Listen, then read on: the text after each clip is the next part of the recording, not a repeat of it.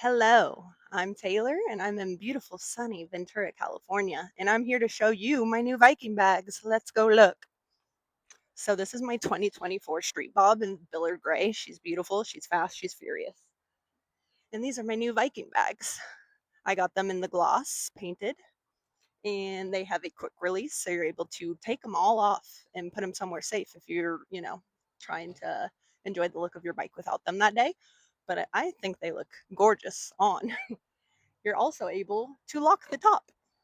Comes with keys. You can go inside that restaurant and you don't have to worry about someone rummaging through your bags while you're in there. Love that. If you want to come over here, I'll show you what they look like from the back.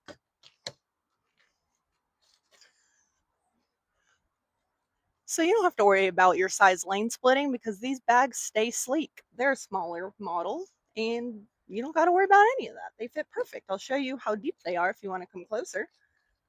I can put my whole arm in there, fit all the snacks you want. And then here's what the latch sounds like, some ASMR. Love that.